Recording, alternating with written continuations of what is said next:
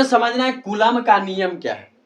देखिए कूलम का नियम दो आवेशों के बीच लगने वाले बल से रिलेटेड है। कि ये कूलम का नियम बताता है कि दो आवेशों के बीच कितना बल लगता है और उसका फॉर्मूला देता है। तो देखिए कूलम के नियम का दो पार्ट है। पहला पार्ट क्या कहता है, F proportional to Q1 Q2, और दूसरा पार्ट कहता है F प्रोपोर्शनल टू 1/r²।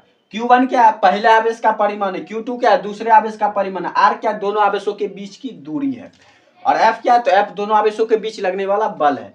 तो इस तरह से आप कूलम का नियम को जो ये दो पॉइंट याद रख के आप आसानी से इस भाषा को जो बदल सकते हैं परिभाषा में कि किन्हीं दो आवेशों के बीच लगने वाला बल, किन्हीं दो आवेशों के बीच लगने वाला बल उन दोनों आवेशों के परिमाण के गुणनफल के सीधा समानुपाती होता है और उन दोनों आवेशों के बीच के दूरी के वर्ग के व्युत्क्रमानुपाती होता है। यही कहता है कूलम का नियम। एक बार और सुन लीजिए कि किन्हीं दो आवेशों के बीच लगने वाला बल उन दोनों आवेशों के परिमाण के गुणनफल के सीधा समानुपाती होता है और उन दोनों आवेशों के बीच की दूरी के वर्ग के व्युत्क्रमानुपाती होता है। अब जो देखिए इसको जब मान लेंगे आप समीकरण एक, इसको मान लेंगे आप समीकरण दो, तो ये LHS बराबर है तो RHS भी जो LHS बराबर रहता है तो इसको दोनों में से एक हम उठा सकते हैं। तो F प्रोपोर्शनल हो जाएगा Q1 Q2 गुना 1/r²।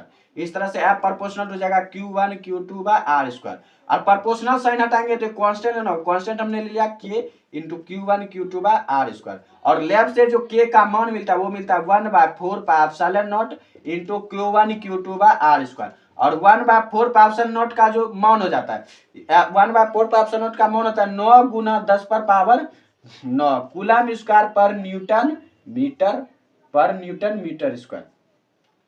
तो इस तरह से पर न्यूटन मीटर स्क्वायर।